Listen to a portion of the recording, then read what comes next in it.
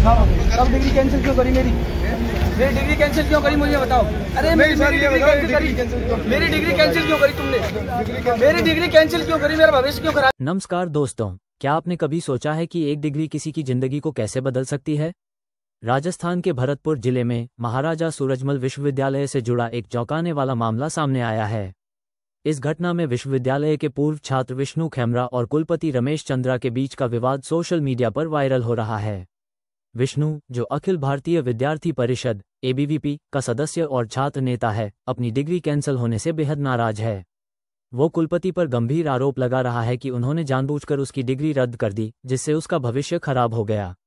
इस घटना का एक वीडियो तेजी से वायरल हो रहा है, जिसमें विष्णु कुलपति के सामने खड़े होकर उनसे सीधे सवाल करता नजर आ रहा है, मेरी डिग्री क्यों कैंसिल की, मेरा भविष्य क्यों बर्बाद किया। विष्णु का कहना है कि वह लगातार छात्रों की समस्याएं उठाता रहा है और इसी वजह से उसे साजिश के तहत निशाना बनाया गया।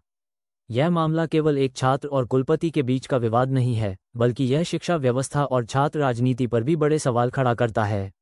लेकिन मामला यहीं खत्म नहीं होता। दूसरी ओर कुलपति रमेश चंद्रा ने अपने पक्ष में कहा है कि विष्णु ने विश्वविद्यालय के अधिकारियों के साथ गलत व्यवहार किया और परिसर में हंगामा किया।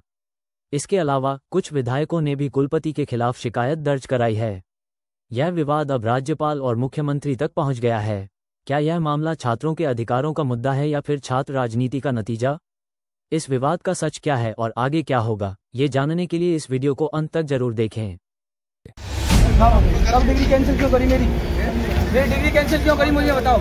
अरे मेरी डिग्री कैंसिल क्यों करी तुमने, मेरी डिग्री कैंसिल क्यों करी, मेरा भविष्य क्यों खराब। हाँ, तब डिग्री कैंसिल क्यों करी मेरी डिग्री कैंसिल क्यों करी मुझे बताओ। अरे मेरी डिग्री कैंसिल क्यों करी तुमने, मेरी डिग्री कैंसिल क्यों करी, मेरा भविष्य क्यों खराब किया, मेरा भविष्य क्यों खराब किया आपने, जो बताइए मेरा भविष्य क्यों खराब किया, मेरी डिग्री कैंसिल क्यों किया आपने, मुझे को ये बताइए, मेरा भविष्य क्यों खराब किया आपने। मैं पिछले दूर से बात कर ले यार।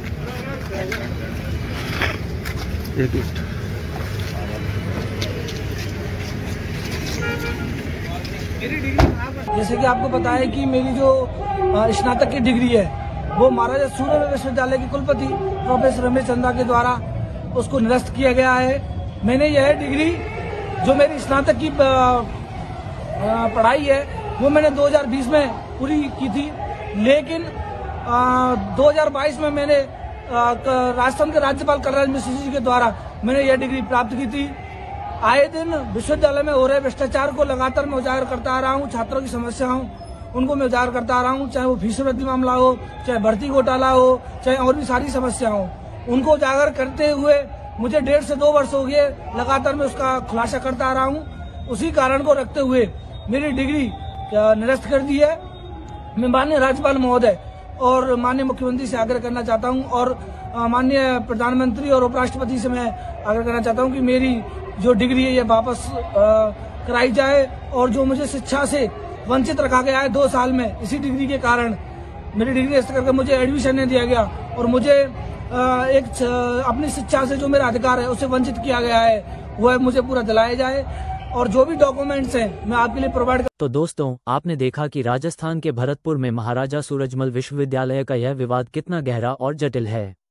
विष्णु खेमरा का कहना है कि उनकी डिग्री साजिश के तहत रद्द की गई, जबकि कुलपति रमेश चंद्रा ने विष्णु पर अनुशासनहीनता के गंभीर आरोप लगाए हैं।